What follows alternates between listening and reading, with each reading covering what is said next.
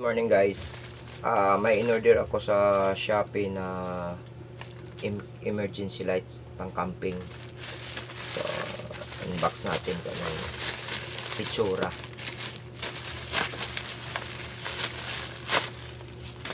Kung legit ba ito o fake o scam. Try natin. Kung hindi ba ako na-scam. Pero fairness guys naka bubble wrap siya. Basta-basta na UP. Ito yun. So yung mga comment naman doon sa sa Shopee, authentic naman.